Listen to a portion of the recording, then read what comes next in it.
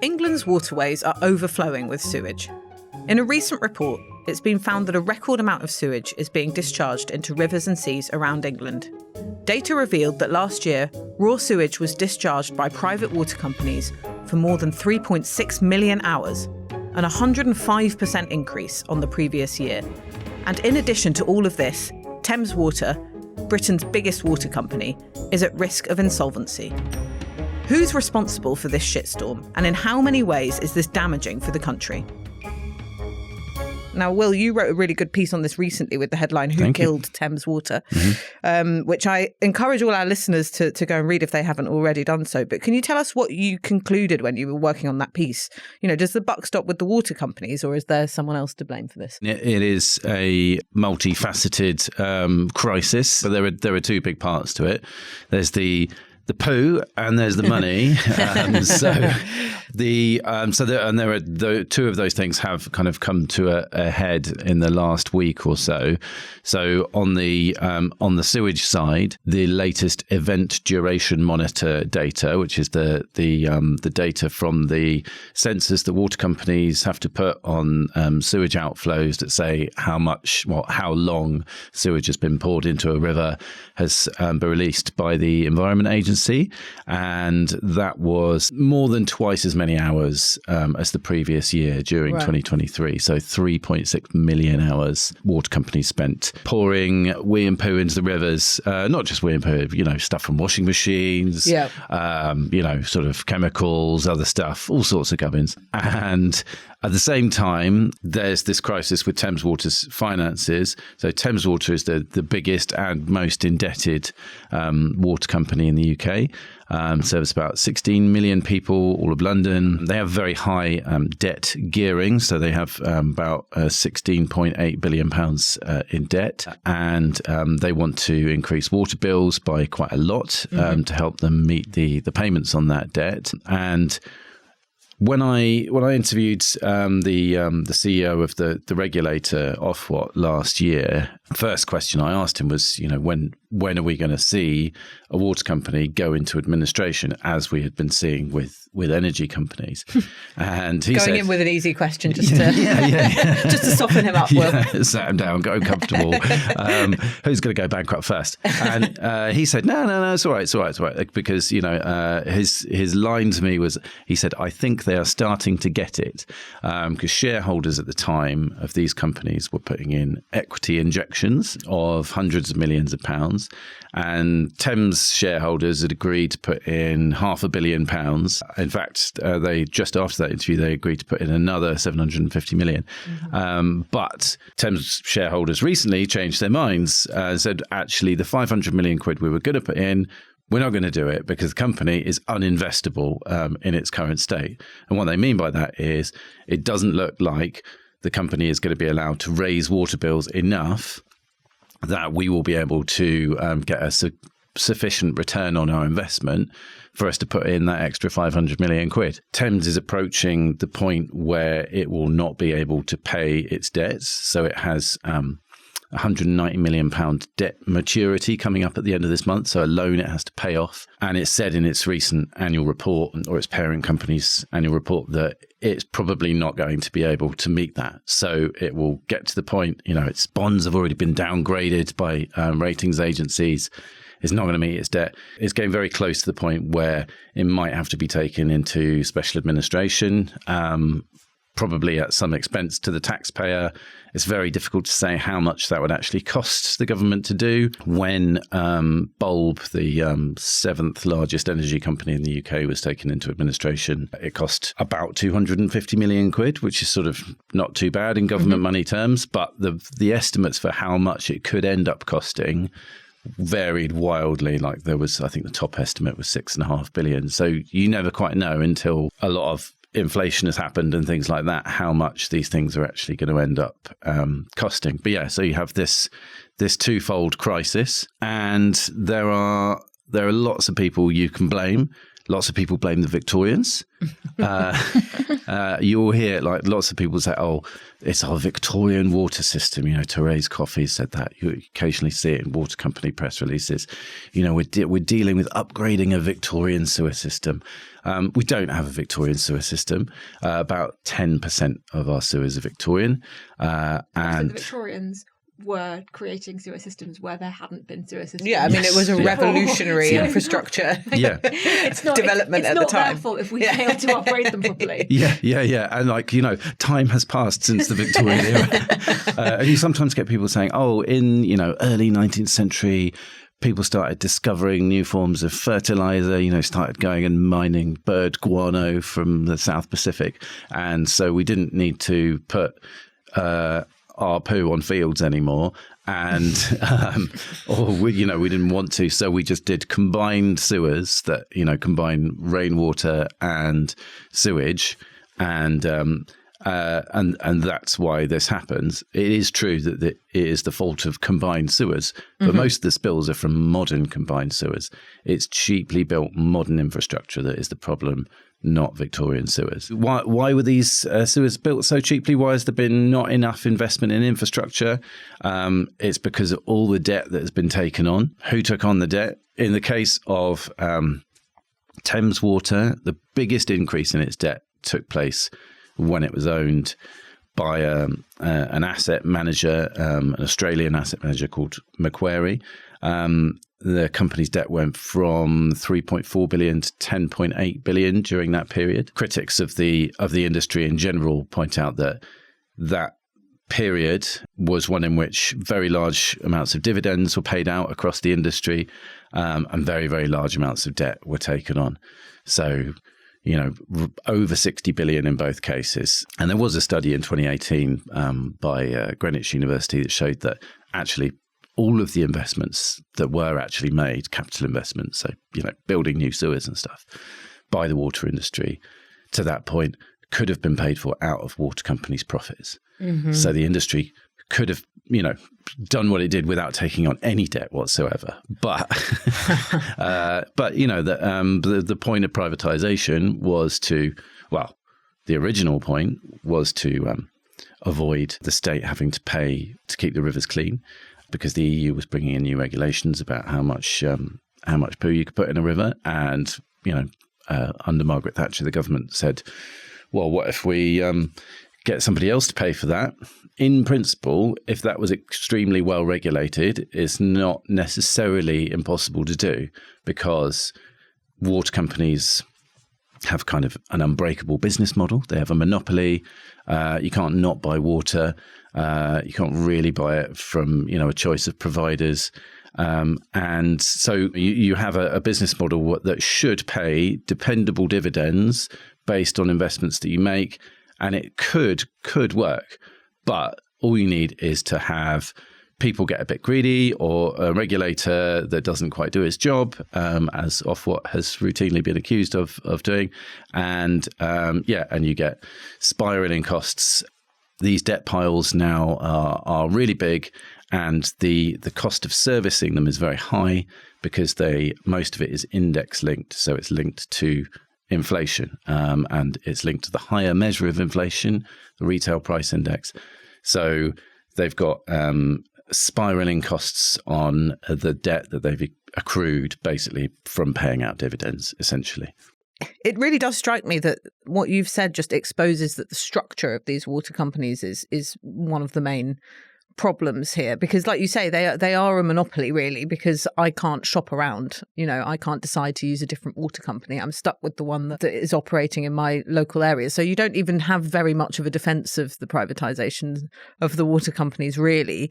And there are groups, particularly on the left, that suggest that water should be in public ownership anyway. Can you tell us a bit about whether or not that could work? It's very difficult to say exactly how much it would cost. Some people say that it's possible using existing legislation, and that it wouldn't necessarily cost that much.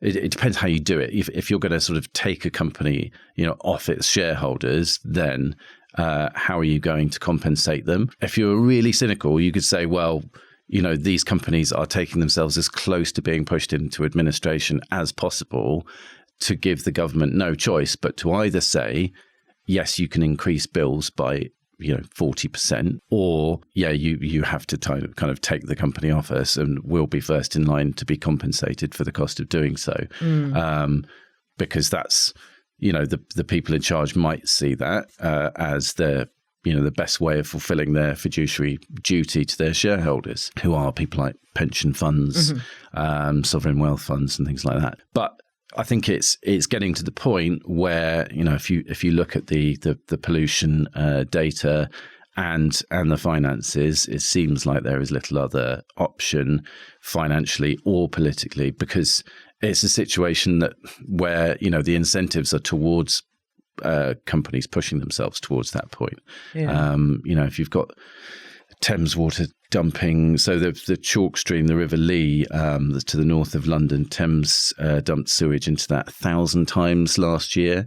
I think the top quote that I've seen so far is from there was a guy from Portsmouth Uni on Good Morning Britain recently who stood next to the sea, and he said, is this the cocaine fish? Yes, This is the cocaine fish. He said every single marine species we've looked at so far is full of cocaine, which has led an enormous boom to the Portsmouth local economy as party goers head south to feast on the cocaine-infused mollusks. But also we don't even know whether or not the 3.6 million hours is true, because some researchers say a lot of spills aren't detected or necessarily perhaps even reported. It's an ongoing crisis where a lot of the incentives are to actually make it worse. And actually, I mean, you guys will know more about this than me, but there are the political incentives seem towards kind of leaving it for as long as possible. Well, I'm really glad that you mentioned the politics, because that's what I want to come on to next, because there are big political implications to this problem now, aren't there, Rachel? I mean, it became an issue, I think, in 2021 in October, when there was that vote on a House of Lords amendment to the Environment Bill, and that would have forced water companies to take all reasonable steps to ensure untreated sewage is not discharged from storm overflows. Do you remember this? And Tory MPs voted that amendment down. And sooner than you could say, I wanted to say shit. I don't know if I can say that on the podcast. I probably can. It's your podcast. Lib Dem leaflets immediately, were out in the shires in the so-called Blue Wall saying your Tory MP voted to dump sewage in your beloved local river. And it was a real gift to Lib Dem campaigners in those kind of seats, which, do have rivers flowing through them. And since then, it's come up a lot, I think, when I've been out reporting. And I'm sure it's been the same for you, Rachel, because the Lib Dems have been leading the charge on it. And I think although there's an assumption that it's sort of a blue wall issue in places where there's, wild swimmers and things, it's come up in different contexts. So last year in the local elections, I remember going to Sandhurst, which is, quite a well-to-do sort of town in Commuterville, Berkshire. And it came up on the doorstep so much because sewage was flooding at that point when I visited into the local park, the Scout Hut and the allotments, and into a local swimming spot called Horseshoe Lake. And I do remember one of the doors that I was going around with the Lib Dems, and one of the doors that we knocked on, this woman immediately opened the door and went, "What happened to the swans? Have they been cleaned up yet?" And that, it was a sort of top thing on voters' minds. But then, all the way away in Staffordshire during the Tamworth by-election, which is a very different demographic of voters, people were mentioning it less in terms of the environmental impact, but more in terms of the cost of living crisis. So I dug out a quote from one of the voters that I interviewed. She said, "I can never vote Tory again." She'd been a Tory voter. "I'm really angry about what the water companies get away with, taking big bonuses when they can't run the service properly, and our bills are going up." So I think there is this sort of sense that they're taking and taking in terms of bills, but they're not running very good provision. And people are connecting that to the state that the government is in, rather than just blaming the water companies or blaming the regulator or whatever. So it's definitely a salient political issue. So what are the main parties saying about it, Rachel? What are their plans to try and fix it? So I think you are absolutely right that this is one of those really visceral issues where people run up against, sometimes literally, the failings of the state and the Conservative government, and the strength of feeling is really strong. And it's not just places, as you say, that are sort of leafy middle-class bathing spots. You get people talking about, I've had people on doorsteps talking about not being able to take their kids to the seaside anymore. And those happy memories that they had as children, going to the beach, you can't do that. And a sense that something that Britain used to be very proud of, our green and pleasant land, has been sort of comprehensively trashed by it. And I think all the parties, but there's certainly Labour and the Conservatives, have been caught kind of off guard by this, because it is a problem that, yes, has got much, much worse over the last 14 years, but does date back decades before that. The privatisation under Thatcher and the sort of lack of investment and the way that privatisation deal was structured, which wasn't undone by Labour. And there is a recognition that fixing it is going to be really, really expensive and complicated. On the vote where Tory MPs voted to allow water companies to put more sewage into the water, the government has, I think, quite a pissy little press release up on their website where they've got like a Q&A, and did Tory MPs vote Well, that always shows you how much of an impact it's had, like in their mailbags, that's how much feedback that they've had to do a sort of little disclaimer. There's a little disclaimer, like, did Tory MPs vote to allow water companies to discharge sewage? They're like, no, that's not what the vote was about. They've always been allowed to do it under special circumstances. And I think what you have to remember is, because of the way the infrastructure is crumbling, the choice for water companies in that particular moment when there's been heavy rain is not release it into the waterways or treat it. It's release it into the waterways or allow it to kind of bubble up through people's sinks and baths and like, that's not an option either. So it's meant to be an emergency measure, but the government's plan, and its plan with a capital P, so it's serious, is basically to get tough on water companies. They want them to accelerate investment in better infrastructure, drive up monitoring and transparency so the public can see what's going on. There's a big focus on increasing the number of storm overflow monitoring systems from 7% in 2010 to 91% now, with 100% expected by the end of the year. That just means that we know how much sewage and where it is being discharged. It doesn't involve stopping it. Is the government doing anything about excessive dividend payouts or bonus payments? And they say, yes, we are clear that water companies must not profit from environmental damage. And you're like, cool, so what are you going to do? Using new powers granted to Ofwat, the regulator is ensuring company dividends are directly linked to environmental performance, which sounds a bit vague. And then it says Ofwat has outlined new measures to ensure customers do not fund via water bills excessive bonus payments where certain performance metrics haven't been reached. So it's a lot of, yes, we're taking it seriously, but I found it really hard to find any kind of concrete, here's what we're going to do. They do say that the enforcement action has already led to over £100 million worth of fines since 2015. But if you take that in the context of some of the numbers that Will was talking about, absolute peanut. It doesn't seem very much at all. And it basically seems to be asking the water companies nicely, could you do a bit better? Labour's got like a slightly tougher version of the same plan. They want to put the water companies into special measures. They say that under Labour's plans, Ofwat could have blocked 6 out of 9 water bosses' bonuses last year because of the severe levels of illegal pollution. I think that is doing a lot of work, because if part of the problem is Ofwat isn't using the powers that it has, giving it more powers to do that, it's unclear how much of effect that would have.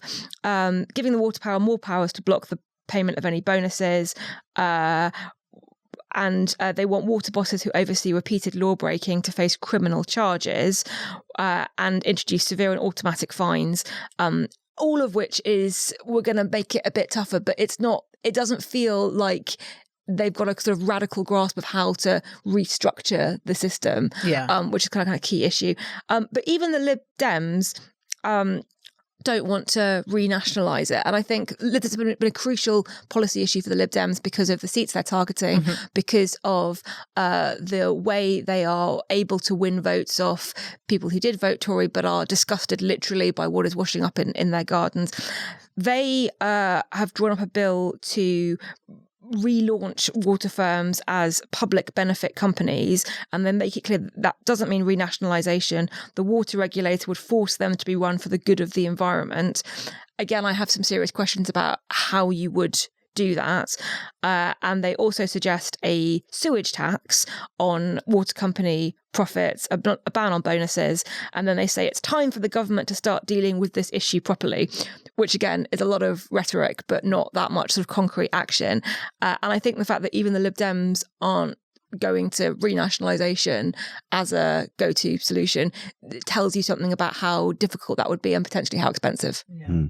I think in a way, it might end up being, especially with regard to Thames, more of a problem for Labour, because the other thing in Kemble, so Kemble is the parent company of Thames, the other thing in their annual report is that the company has enough liquidity, if you'll pardon the pun, to last until July 2025. So that's when they expect to run out of cash. So that would put it into the next parliament. So, the point at which it would really run out of money would be in the next. So it'd be the next government's problem, which is, I guess, why I think it was reported this morning that, Rishi Sunak sort of expects Thames to sort it out itself, as in he hopes. As part of that plan for chaos that you've been writing about, the terrible inheritance that Labour will get from the Conservatives. Okay, well, thank you so much, both of you. And I suppose whatever the main parties pledge to do, it is going to be a leaflet